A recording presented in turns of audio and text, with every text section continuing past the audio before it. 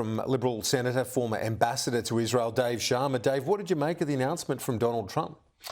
Well, I think his fundamental analysis is a correct one, which is that trying and repeating what we have done in the past should not guide our future actions. I mean, there have been 5 conflicts, 5 wars between Israel and Hamas since Hamas took over governance in Gaza. And I think Trump wants to break that cycle of violence and give the Palestinian people a better future and a better hope, and allow the Israeli people to live in security. And I don't think it's bad for him to put some of the onus of responsibility for resolving this conflict on the Arab world and the Palestinian political leadership. Is that what you think this is? Well, I think with Donald Trump... Is this a negotiating tactic or is it legit? Will we have a US-owned and run Gaza Strip? Well, I think we would need to see the details, but I think, something that Donald Trump's staff often say about him is take him seriously, but don't take him literally. And I think he has demonstrated a seriousness of intent, if you like, to grapple with and seek to resolve this problem. But quite how that's done and the details, I don't think we should necessarily take today as the final script. So do you think the Prime Minister was right to just reiterate what Australia's position is and say he's not going to provide running commentary? Well, look, I didn't see how the Prime Minister responded to this. I'd say... Well, he said he's not going to provide a running commentary on the statements from the President. Is that the right move, given we don't know how much of this is going to translate into real action in terms of US-owned Gaza Strip? Yeah. That sounds, as a headline, that's quite extraordinary, isn't it?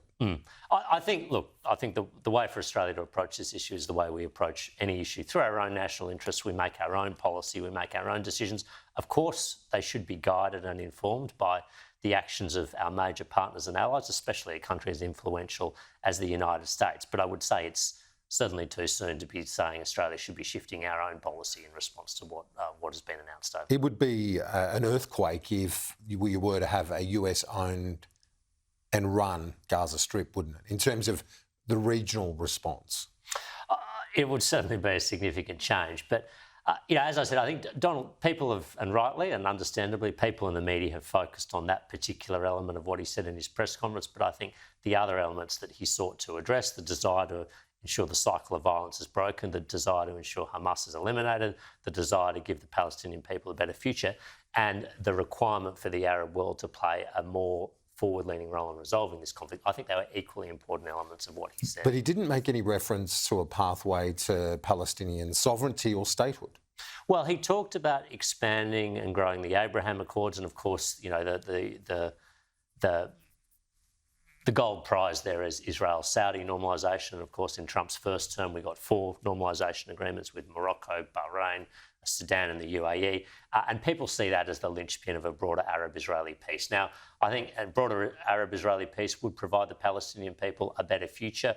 What sort of territorial, and state-like configuration that takes would need to be negotiated and resolved. But I think he had that. But won't he be criticised along the same lines that Putin was for Ukraine if he were to go in and take ownership of Gaza, when the Palestinians have campaigned for not just decades, for a lot longer than that, for their own sovereignty? Well, I mean, firstly, my own view is the Palestinian people have a right to self-determination in their own land, and it has always been envisaged since the time of the first UN partition plan in the 1940s that Gaza and the West Bank would form the basis of a future Palestinian state. Now, I'm opposed to any state unilaterally going and acquiring the territory of another.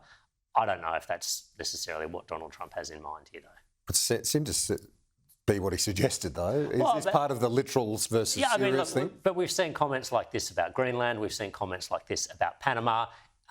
It seems to be the basis or the starting point for a subsequent negotiation, which is about securing US interests. Dave Sharma, thanks. Thank you, Kieran.